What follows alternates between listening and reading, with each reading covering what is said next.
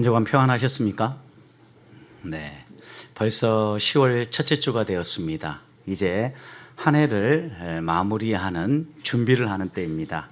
10월, 11월, 12월 이렇게 한 해를 마무리하는 길목인데 지난 한 해 동안 지나면서 하나님 앞에 계획하고 소망했던 것들 잘 이뤄가고 계십니까? 혹시 아직 못 이룬 것들이 있다면 이 10월, 11월이 다시 한번 점검하고 이룰 수 있는 가장 좋은 때입니다. 특별히 하나님 앞에 작정하고 또 헌신을 다짐했던 것들 가운데 못한 것들이 있으면 다시 한번 더 마음에 새기고 이 10월, 11월, 12월까지 잘 마무리하는 우리 성도님들 되시기를 주님의 이름으로 축복합니다.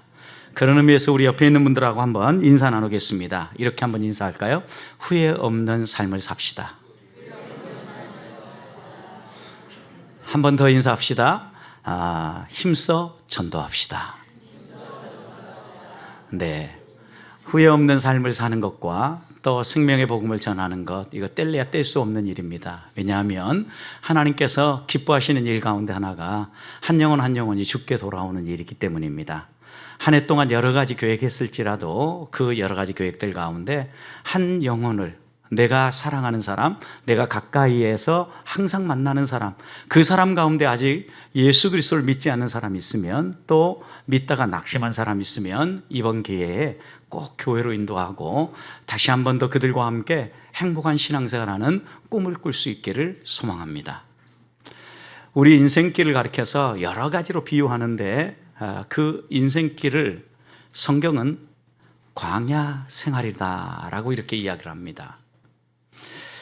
사람들마다 꿈을 꿀 때 광야 같은 어려운 길을 걷고 싶어하는 사람들은 없습니다.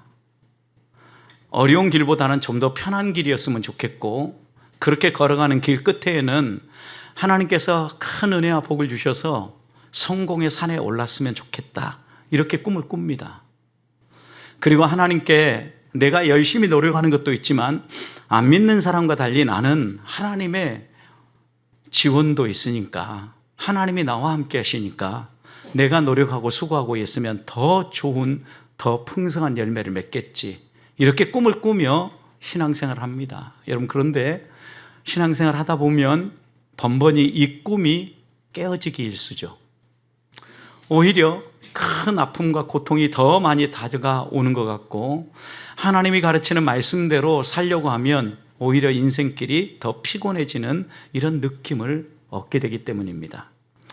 우리 인생길을 너무나도 잘 요약해 주는 성경의 이야기가 있다면 저는 출애굽기라고 생각을 합니다.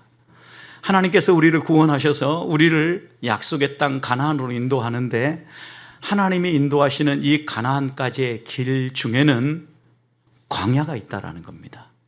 그런 점에서 우리가 구원받아서 하나님 나라 백성으로 하나님 나라에 들어가기까지 우리의 인생길을 요약한다면 성경은 분명히 그게 성공을 위해서 믿음의 정상이라든가 산 꼭대기에 오르는 일이 아니라 광야를 지나는 것이다 라고 가르친다라는 겁니다. 여러분, 이 이야기는 너무나 중요합니다. 왜냐하면 우리가 인생을 어떻게 이해하느냐에 따라서 우리의 삶의 방식도 다르고 우리가 추구하는 여러 가지 목적도 달라질 것이기 때문입니다. 여러분, 산을 등산하는 사람을 한번 생각해 보십시오. 산 정상으로 올라가려고 하면 신는 신발이 달라집니다. 등산화를 신습니다. 여러분, 그런데 사막을 여행하는 사람은 어떤 신발을 신어야 될까요? 사막을 지나가기 좋은 신발을 신어야죠. 발목까지 좀 목이 올라오는 데저트 부츠라고 있다고 합니다. 여러분, 이런 신발을 신으면 사막길을 지나갈 때 훨씬 더 좋은 거죠. 또 여러분, 산행을 하는 사람은 언제 만나게 될지 모를 어려움을 생각하면서 로프라든가 이런 것들을 준비하지만, 사막을 지나가는 사람은, 광야를 지나가는 사람은 그 광야길을 넘어지지 않고 끝까지 가기 위해서 지팡이를 준비한다고 합니다. 또 만약의 사태를 대비해서 산을 등산하는 사람은 지도를 봅니다. 특히 처음 등산하는 길이라고 하면 지도를 보면서 어느 길을 따라가야 되겠다. 여러분, 실제로 어디 한번 산행하려고 하면 입구에 있는 지도를 자세히 보고 이 길을 따라서 돌아와야 되겠다라고 생각하고 올라가지 않습니까? 여러분, 그런데 광야 사막길을 여행하려고 하면, 지나가려고 하면 나침판이 필요하다고 합니다. 사막을 지나가는데 지도는 때때로 무용지물이라고 합니다. 왜냐하면 사막은 수시로 바람이 불어오면서 그 모래들을 옮겨 놓기 때문에 분명히 어제는 이곳에 산이 있었는데 오늘은 그곳이 움푹 패인 계곡이 되어 있고 산은 저만치 옮겨져 있는 경우가 허다하기 때문입니다. 그래서 이 사막을 지나려고 하면 어디로 가야만 우리가 바른 길로 갈 수 있는가, 방향을 잡을 수 있는 나침반이 필요하다라는 겁니다. 실제로 북한에서 탈북해서 우리나라로 들어오려고 하는 사람들이 제일 어려운 길을 선택을 하는 것 가운데 하나가 몽골로 올라가는 길이라고 합니다.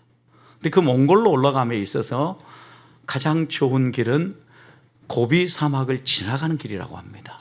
근데 이 고비 사막을 지나가는 일이 너무나 힘들죠. 영화도 한 편 지금 개봉을 했죠.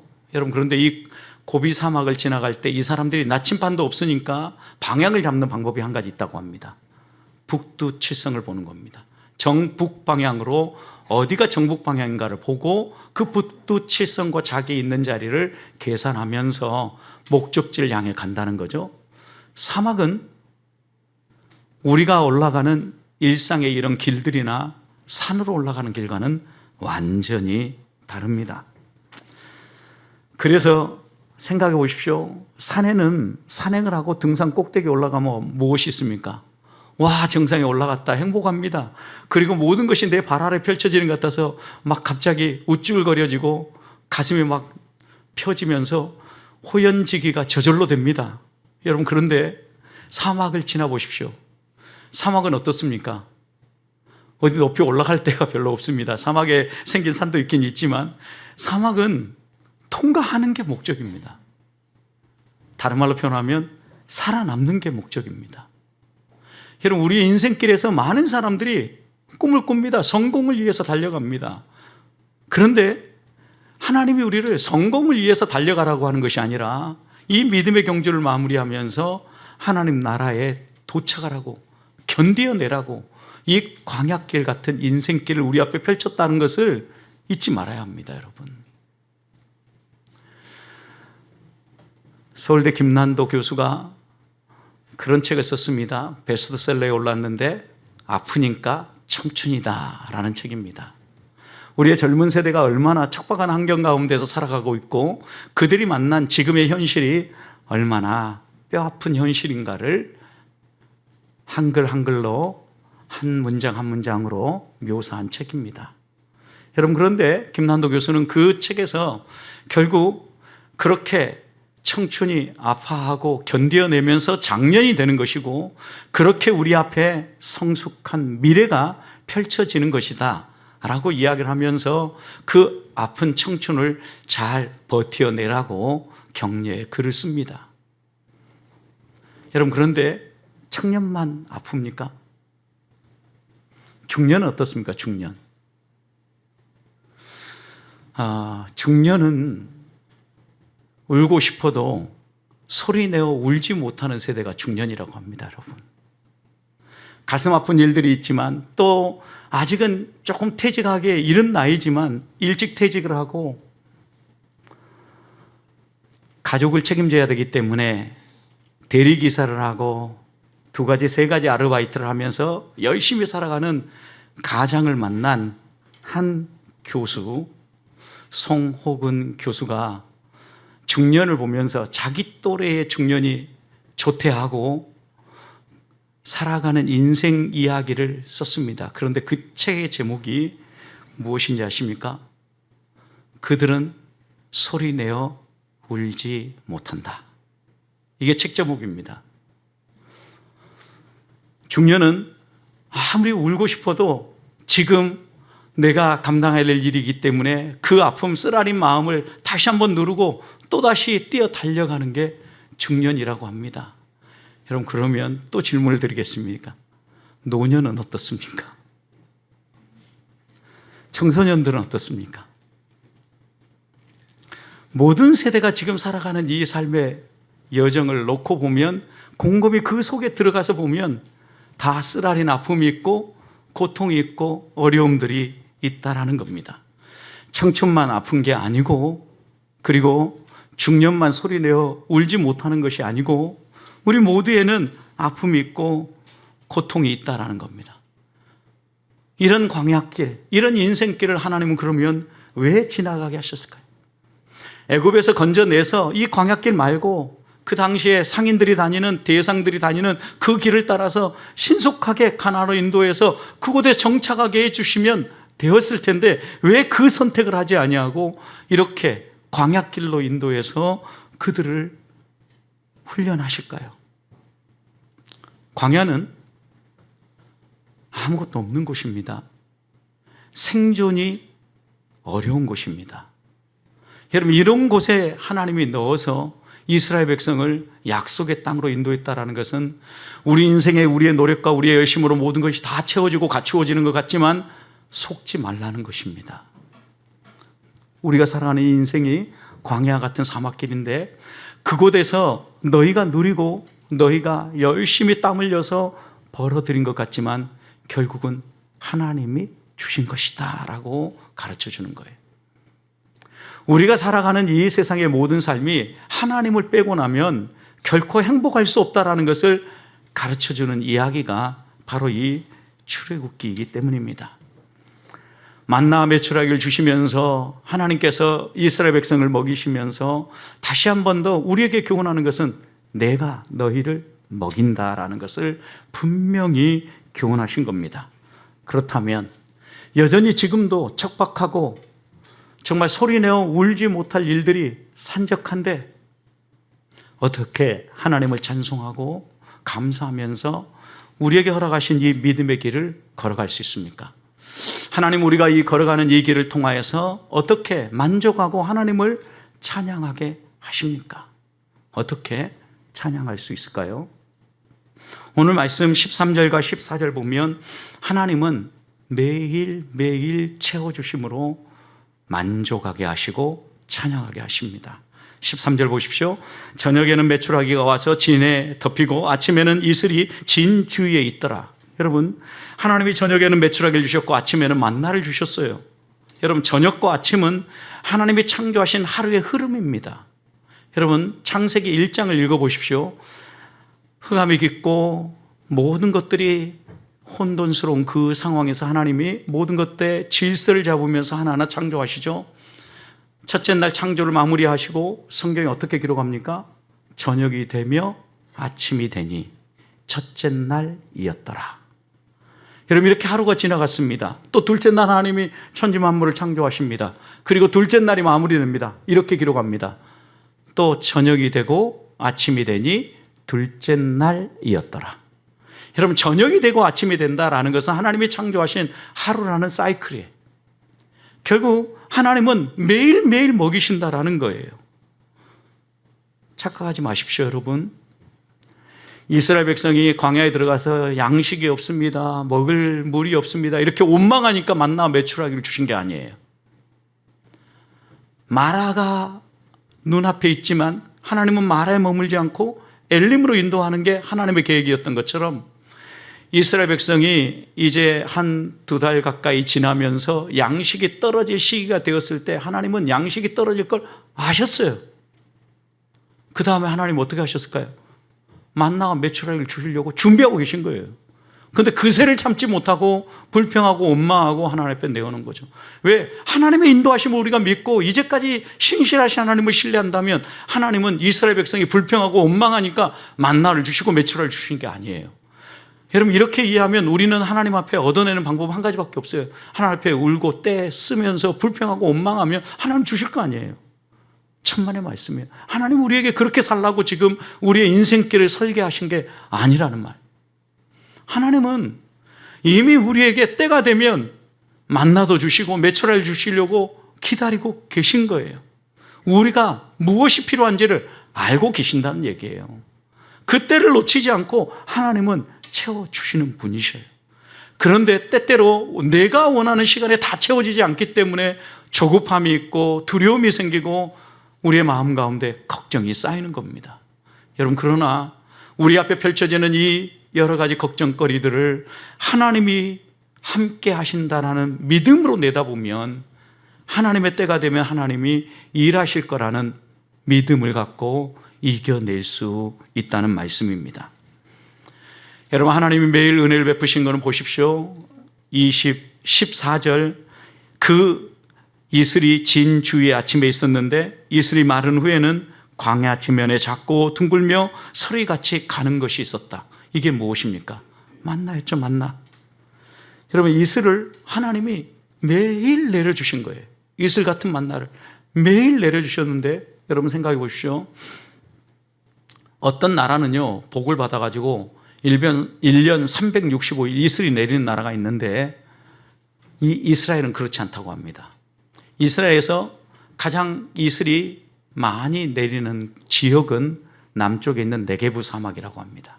이 네게브 사막은 약 200일 정도 이슬이 내린다고 합니다.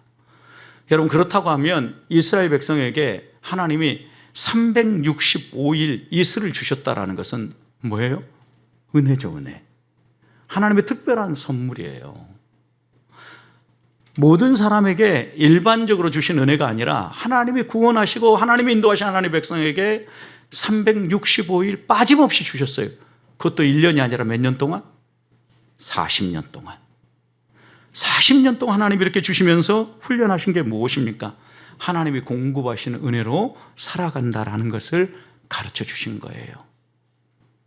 실제로 사막을 보면 이 광야는요, 밤새 수억만 개의 이슬방울이 맺히고 나면 그 이슬방울을 먹고 생존하는 사막의 생물들이 많이 있다고 합니다, 여러분. 그러니까 사막에 이 이슬방울이 없으면 생존이 불가능한 거예요. 하나님이 은혜를 베풀어 줘서 생존하게 하신다라는 말씀입니다. 오늘 15절을 보십시오. 이스라엘 백성은 깜짝 놀래가지고 이렇게 묻습니다. 그것이 무엇인지 알지 못하여 서로 이르되 이것이 무엇이냐 하니 모세가 이르되 이것이 뭐라고 그랬습니까? 여호와께서 너희에게 주어 먹게 하신 것이다. 하나님이 너희에게 베풀어 주신 하늘 양식이다. 이렇게 이야기하시는 거예요. 여러분, 하나님은 매일 1년 365일, 아니 우리 인생을 살아가는 동안 광야 40년 동안 빠짐없이 하나님이 공급했으니까 생각해 보십시오. 우리가 구원받아서 천국에 들어가는 그때까지 이 인생길 동안 하나님은 빠짐없이 매일 은혜의 이슬을 내려주신다라는 거죠. 여러분, 이 은혜의 이슬을 먹고 살아가는 사람이 성도예요. 하나님이 주시는 이것을 먹고 하나님 앞에 감사하는 거예요. 그런데 우리는 항상 욕심이 문제예요. 이렇게 주시면 그것으로 만족하지 않고 더 누리려고 어떻게 해요? 쌓아둬요, 쌓아둬. 이스라엘 백성도 그런 거예요. 19절 보십시오. 쌓아두지 말고 매일매일 거두라왔는데 꼭 거두어가지고 딱 쌓아두는 사람이 있어요. 20절, 그렇게 쌓아두니까 어떻게 됐어요? 다 벌레가 생기고 냄새가 났다라는 거예요. 먹지 못하게 되어버렸다라는 거예요. 쌓아둔 게 무효가 되어버린 거죠. 적어도 하나님은 우리에게 매일 필요를 채워주고 매일 책임져 주시고 매일 너희와 함께 만나고 매일 너희와 동행하기를 원한다라는 것을 가르쳐 준 거예요. 주일날 한 번 와서 예배하고 모든 것이 다 만족해서 끝난 것이 아니라 하나님은 매일 우리가 동행하기를 원하시는 거예요. 그런 점에서 하나님께서 우리에게 일용할 양식을 주시고 우리에게 기도를 가르쳐 줄 때도 일용할 양식을 주옵소서 기도하라고 가르쳐 주신 것입니다. 혹시 여러분 가운데 하나님 한 달에 한 번만 채워주세요 이런 분 계십니까? 아니면 매일 채워주세요입니까? 설마 한 달에 한 번만 채워주십시오는 없으시겠죠? 매일 하나님 앞에 나아가십시다. 하나님은 매일매일의 삶을 만족할 수 있도록 매일매일의 삶에 하나님의 풍성한 은혜를 채워주시는 분이십니다. 하루하루 이 하나님을 경험하며 광야길 하나님 은혜로 찬송하며 만족하며 걸어가기를 주님의 이름으로 축복합니다. 두 번째 16절 말씀을 보십시오.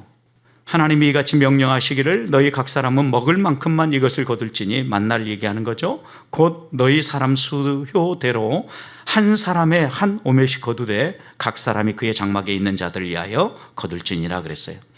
여러분, 우리가 또 불평을 내려놓고 만족하며 살려고 하면요, 하나님이 채워주시는데 풍족하게 채워주시고 부족하지 않게 채워주시고 공평하게 채워주신다는 걸 믿어야 돼. 생각해 보십시오. 우리가 언제 불평이 생기는가? 하나님이 주셨는데도 불평이 생기는 것은요, 옆에 사람 보니까 좀 더 많이 줬거든. 그러니까 막 하나님 이양 채워지려면 저도 많이 주세요. 좀 많이 주시지. 그러니까 교회 안에서 은혜를 받는 것도요, 하나님 이양 주시려면 많이 주시지. 이런 많이 주시면 많이 일해야 돼요. 이 원리를 알아야 되는데 우리는 항상 다른 사람과 비교하면서 이걸 자꾸 이런 불평을 해요. 여러분, 그런데 하나님이 주시는 은혜를 보세요. 절대 비교하지 말라는 것을 분명히 얘기하는데 16절, 17절을 보십시오. 먹을 만큼 주셨는데 다 거둔 것을 보니까 사람들 가운데 손이 다 다르잖아요. 어떤 사람 손이 큰 사람 있고 어떤 사람 손이 작은 사람 있잖아요. 손이 큰 사람 어때요? 많이 거뒀을 거 아니에요. 손이 작은 사람 어떻게 거뒀어요? 좀 적게 거뒀어요. 한 오멜이라고 생각하는데 한 오멜이라는 이 분량의 개념이 손의 규모에 따라서 생각하는 바에 따라서 다르더라는 거예요. 그래서 어떤 사람은 많이 거뒀어요. 또 어떤 사람은 적게 거뒀어요. 그런데 재밌게도 오멜로 재어보니까 다 한 오멜이더라고요. 그리고 그 다음 말씀이 더 중요하죠. 18절. 많이 거둔 사람도 남음이 없고 적게 거둔 사람이 부족함이 없이 다 각 사람이 얼마만큼? 먹을 만큼. 여러분, 이게 하나님 나라의 원리예요. 하나님 우리에게 주시는 것은요, 먹을 만큼이에요. 그런데 우리는 우리 먹을 만큼 이렇게 벌면 망한다 이렇게 생각해요. 다른 사람보다 좀 더 많이 벌어야 된다라고 생각을 합니다. 여러분, 생각해 보십시오. 우리는 성공을 위해서 신앙생활하는 사람들이 아닙니다.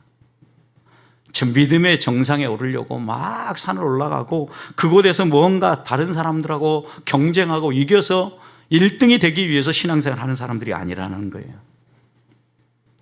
우리는 광야를 지나가면서 하나님이 부르신 그 부르심을 향하여 끝까지 목적지에 도달하기 위해서 묵묵히 버텨내며 걸어가는 사람들이에요. 여러분, 그렇게 신앙생활 하십니까? 그렇게 신앙생활 안 하시죠? 전국에 있는 크리스찬들을 대상으로 조사를 했습니다. 무엇 때문에 신앙생활 하십니까? 라고 물었습니다. 어떻게 대답했겠습니까? 대부분의 사람들이 하나님의 뜻을 발견하고 영적인 성장을 이루며 하나님을 기쁘시게 하기 위해서 신앙생활 합니다 라고 대답했으면 좋았을 텐데 그렇게 대답하지 않았어요. 제일 많은 대답이 무엇이었느냐? 마음의 평안과 위로를 얻기 위해서, 물질과 건강의 축복을 위해서 신앙생활을 합니다. 이렇게 응답했어요. 이 이야기를 한마디로 요약하면 자기가 행복하기 위해서 신앙생활을 하는 거예요. 교회 다니는 건 내 마음 편하려고 교회 다니는 거고 내가 행복하려고 하는 거고 마지막 이 세상의 인생을 마무리하고 끝날 때 나 적어도 천국은 가야 되겠다. 다른 사람은 상관없지만 나는 천국 가야 되겠다. 이 마음 가지고 신앙생활 한다는 이야기입니다. 여러분, 자기 만족을 위해서, 자기가 즐겁기 위해서, 자기 살려고 하는 신앙생활은요, 하나님이 말씀하신 믿음의 길이 아니에요. 하나님이 가르쳐준 신앙의 길은요, 이웃을 행복하기 위해서 믿음의 길을 걸어가는 거예요. 더불어 함께 살아가기 위해서 열심히 땀 흘려 수고하고 일하는 거예요. 나 살자고자 하는 것이 아니라 나를 내어주어 나는 죽고 이웃을 살리고자 걸어가는 게 믿음의 길임을 예수님은 누가복음 17장 33절에서 이렇게 얘기했어요. 무릇 자기 목숨을 보존하고자 하는 자는 잃을 것이요 잃는 자는 살리라 그랬어요. 자기 살고자 자기 만족과 자기 행복을 위해서 살아가는 사람은 어떤다? 잃는다, 망한다 이 얘기예요. 그러나 자기가 죽고 다른 사람을 위해서 내어주는 사람, 그 사람 어떤다? 얻는다, 산다. 여러분, 그럼 분명하잖아요. 여러분, 하나님이 우리에게 원하시는 믿음의 길은 선명해요. 그래서 웨스트민스터 신앙고백서 제1문에 사람의 제일된 목적이 뭐냐라고 이렇게 묻고 거기에 답을 어떻게 붙였습니까? 하나님을 영화롭게 하는 것, 하나님께 영광을 돌리는 것이 인간의 제일된 목적이다. 그리고 그렇게 함으로 여호와 하나님을 영원토록 즐거워하는 것이다. 이것이 우리 인간의 제일된 목적이라고 그랬어요. 하나님을 영화롭게 하기 위해서 살아가고 하나님을 영화롭게 하는 그 일로 말미암아 하나님과 교제하면서 그 하나님을 영원토록 즐거워하는 거예요. 예배할 때만 즐거워하는 게 아니에요. 하나님이 나한테 잘해줄 때만 즐거워하는 게 아니에요. 광야를 만나게 하고 양식이 떨어지게 만들고 목마르게 만들 때에도 그 하나님을 즐거워하는 거예요. 하나님의 계획을 보면서, 앞으로 하나님이 펼치실 일들을 보면서 그 하나님을 영원토록 즐거워하는 거예요. 여러분, 그러니까 약속의 땅에 들어가서 하나님이 주신 것을 누리고 하나님의 말씀을 따라 풍성한 삶을 살아갈 이스라엘 백성에게 신명기에서 모세가 뭐라고 얘기합니까? 신명기 12장 18절 보면 너희가 그 땅에 들어가서 행복하게 먹고 살아갈 때 이렇게 하나님 앞에 영광을 돌리라고 이야기하는데, 내 하나님 여호와 앞에서 너는 내 자녀와 노비와 성중에 거하는 내 인과 함께 하나님이 주신 그것을 먹고 내 손으로 수고한 모든 일로 말미암아 내 하나님 여호와 앞에서 즐거워해라. 여러분, 내 손으로 수고한 모든 일이에요. 우리가 땀 흘렸어요. 우리가 수고했어요. 그렇게 정착해서 농사하고 열심히 벌은 것, 목축한 것, 그것을 온 가족들과 함께 나누면서 그 수고의 열매를 누리게 하시는 하나님을 즐거워하며 하나님 앞에서 먹으라는 거예요. 여러분, 우리가 그렇게 살 수 있도록 건강도 주시고 지혜도 주시고 재물 얻는 능력도 주신 것을 인정하면서, 누가요? 하나님이 주신 것을 인정하면서 그 하나님 앞에서 먹으라는 거예요. 여러분, 우리에게 하나님이 말씀해 주시는 분명한 신앙의 길, 우리가 만족할 수 있는 길은요, 하나님이 부족함이 없이 우리를 너무나 잘 알고 공평하게 공급해 주신다는 것을 믿어야 돼요. 많이 준 자에게는 많이 찾고요, 적게 준 자는 적게 찾아요. 적게 거둔 자는 많이 거둔 자나 남거나 부족하지 않아요. 각자의 필요에 따라서, 믿음의 분량을 따라서 하나님은 공급하시고 먹이셔요.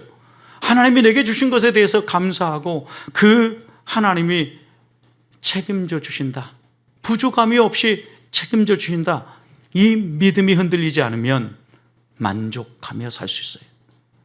저는 우리 성도들이 이렇게 살기를 주님의 이름으로 축복합니다. 마지막은요, 예배를 소홀히 여기면 만족은 사라져요. 자, 오늘 본문 보세요. 22절 읽진 않았는데 22절 여섯째 날에는 각 사람이 갑절의 식물 곧 하나에 2 오멜씩을 거두게 하셨죠. 여러분, 이 이야기는 왜 하나님께서 여섯째 날 2 오멜씩 거두게 만드십니까? 이어지는 23절 보십시오. 내일은, 가운데 보세요. 내일은 휴일이니 여호와께 거룩한 안식일이다. 왜 2 분량을 얻게 했어요? 갑절을 거두게 하셨어요? 거룩한 안식일을 거룩하게 지키게 하기 위해서, 예배하게 하기 위해서. 하나님이 여섯째 날은 일곱째 날 휴일로 지킬 수 있도록, 쉴 수 있도록 2배를 주셨다라는 거예요. 그리고 난 다음에 분명히 얘기합니다. 너희가 이 일곱째 날을 준비하는데 오늘 여섯째 날 그 한 오멜, 나머지 한 오멜을 삶든지 굽든지 튀기든지 니네 원하는 대로 해라. 그리고 아침까지 잘 간수해라. 여러분, 여기에서 하나님이요, 우리에게 한 날보다 먹을 조금 더 여유 있는 걸 주셨으면 어떻게 하라는 거예요? 내일을 위해서 관리하고 준비하라는 거예요. 그 내일은 어떤 내일을 위해서입니까? 하나님을 예배하고 쉴 날을 위해서예요. 여러분, 그러니까 만족은 하나님이 우리에게 무언가 더 주셨을 때 오늘 내가 열심히 해서 더 얻었구나 생각하고 막 흥청망청 쓰는 게 아니라 하나님을 섬기라고 하나님이 내게 더 주셨구나, 이렇게 이해하는 거예요. 하나님이 내게 무언가를 더 주신 것은 하나님을 예배하고 하나님을 섬기라고 더 주셨다라는 걸 이해하는 거예요. 그러면서 하나님의 예배의 자리로 나오는 거예요. 여러분, 이럴 때 우리 안에 만족이 배가 되는 거죠. 그런데 많은 사람들은요, 하나님 앞에서 이렇게 살지 않아요. 2배로 주면 자기 마음대로 다 쓰고 난 다음에 그 다음 어떻게 합니까? 또 가서 또 찾습니다. 이스라엘 백성 또 똑같이 했어요. 28절을 보십시오. 26절, 27절부터 봅시다. 엿새 동안은 너희가 그것을 거두되 일곱째 날은 안식일인즉 그날에는 없으리라, 이렇게 얘기했죠. 분명히 더 주신 이유를 설명하신 거예요. 그리고 일곱째 날에 나가지 말아야 되는데 백성 중에 어떤 사람은 거두러 나갔다가 얻지 못한지라. 이 거두러 나간 사람은 어떤 사람일까요? 2배로 준 것 잘 먹었다 하고 자기 마음대로 다 쓰고 자기 마음대로 할 거 다 하고 난 다음에 야 이제 없으니까 또 구하러 나간 거잖아요. 여러분, 하나님이 더 주셨을 때 무엇 때문에 더 주는지를 착각한 거죠. 오해한 거죠. 결국 하루를 굶으면서 이 사람은 생각했을 겁니다. 아, 하나님 말씀대로 살아야 되는구나 라고 깨달은 거죠. 6째 날 2배의 양식을 주신 것은 하나님 앞에 예배하는 이 거룩한 날을 살려내라고 2배로 주신 거예요. 잉여를 주신 거예요. 28절 보면 하나님 그래서 이렇게 하나님 말씀대로 살지 않는 사람들에게 경고합니다. 어느 때까지 너희가 내 계명과 내 율법을 지키지 아니하려느냐. 언제까지 그렇게 살래? 라고 책망하신 겁니다. 하나님 주신 말씀대로 순종하고 하나님 말씀대로 먹어야 만족할 수 있다는 것을 가르쳐 주시는 겁니다. 하나님 백성의 특징은 말씀을 귀히 여기고 그 하나님의 말씀을 품고 예배하며 사는 사람입니다. 믿지 아니하는 사람들은 예배에 이 행복을 알지 못합니다. 그래서 예배하는 사람들을 향하여 어리석다라고 이야기를 합니다. 함께 공부하는 학생들끼리는 야, 그 예배할 시간에 차라리 열심히 공부하면 더 좋은 성적을 거둘 텐데 이렇게 이야기를 합니다. 여러분, 더 좋은 성적을 거둘 수 있습니다. 그럴 수도 있습니다. 또 여러분, 주일날 쉬지 않고 나가서 열심히 일하면 아침에 일어나는 새가 양식을 거둔다는 것처럼 더 많은 돈을 벌 수 있습니다. 그리고 다른 사람보다 더 떵떵거리며 더 많은 재물을 모으고 살 수 있습니다. 여러분, 그런데 그렇게 살아가는 삶의 마지막 종착지가 어디입니까? 성공의 상에 오를 사람들은 산에 올라가서 저 멀리에 보이는 더 높은 산을 봅니다. 그리고 그 산을 오르고자 야, 이제는 내가 저 산에 올라야지 라고 생각을 합니다. 마치 바닷물을 먹는 것 같아서 성공을 추구하는 사람은 한 번 성공을 이뤘다고 해서 만족하지 않습니다. 또 다른 성공을 향해서 또 다른 산을 향하여서 올라갑니다. 여러분, 그러나 하나님이 주신 것 무엇 때문에 주셨는지 알고 하나님의 목적으로 쓸 줄 아는 사람은 매일매일의 감사가 살아나고 매일매일 찬송이 살아납니다. 먹고 살기 위해서 많은 사람들은 나는 주일도 일해야 된다라고 이야기를 합니다. 저도 그렇게 이야기하는 분들에게 제가 그분의 먹고 사는 것을 책임져 주지 않기 때문에, 제가 하나님이 아니기 때문에 하나님 믿고 그냥 일 그만두십시오 말은 못합니다. 그러나 하나님이 각자에게 주신 믿음의 분량에 따라서 분명히 이해합니다. 하나님이 원하시는 삶이 무엇입니까? 하나님이 먹이시고 하나님이 책임져 주실 것을 믿고 맡기는 겁니다. 먹고 살기 위해서, 그리고 또 다른 핑계를 대면서 예배를 소홀히 여기고 주의를 지키지 않는 것, 간교한 사단의 유혹입니다. 넘어지지 마십시다. 초대교회 성도들 가운데 많은 그리스도인들은 하루 벌어서 하루 먹고 사는 사람들이었습니다. 그들은 예배를 소중히 여겼습니다. 그리고 우리에게 이 아름다운 신앙의 전통을 물려주었습니다. 하나님이 분명히 말씀하십니다. 엿새는 일하고 하루는 쉬면서 하나님을 예배해라. 하나님을 예배하면서 내가 믿음의 길을 잘 걸어가고 있는지 하나님 붙잡고, 오늘 본문에서 이야기한 것처럼 광야의 인생길에서 만족할 수 있는 길, 매일 하나님이 채우신다. 채우시되 부족함이 없도록 채우신다. 다른 사람하고 비교하지 않도록 공평하게 채우신다 라는 사실을 다시 한 번 더 점검하면서 하나님을 예배하라는 것입니다. 사랑하는 성도 여러분, 예배가 살아나야, 예배가 회복돼야 우리의 만족도 회복되는 것입니다. 하나님에 대한 바른 관계가 설정되어져야만 하나님이 우리에게 주시는 게 보이기 시작하고 광야 같은 인생길도 콧노래를 부르면서 걸어갈 수 있는 겁니다.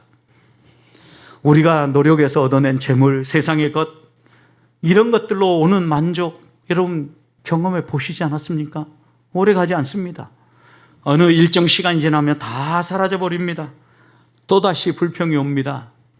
또다시 불만이 쌓입니다. 그러나 하나님이 우리에게 채우시는 것으로 만족하며 예배하며 살아가는 사람은요, 오늘 내일 어떤 일이 펼쳐져도 하나님이 행하시는 손길 때문에 매일매일의 감사를 살려내고 매일매일 하나님께 영광을 돌리며 살아갈 수 있다는 겁니다. 저는 우리 보배교회 성도들이 이렇게 신앙생활 하시기를 축복합니다. 광야 인생길에서 만족을 살려내는 길은 하나님이 매일매일 채우신다는 걸 믿는 것입니다. 부족하지 않게 넉넉하게, 그리고 다른 사람과 비교하지 않도록 공평하게 채워주신다는 것을 믿는 것입니다. 그리고 그 하나님께서 좀 더 여유 있게 주신 것은 하나님의 영광을 위하여, 하나님을 예배하고 하나님 나라를 위하여 쓰시라고 주신 것을 믿고 예배를 살려내는 사람입니다. 그러면 만족의 삶을 살게 될 것입니다. 그렇게 사시기를 주님의 이름으로 축복합니다.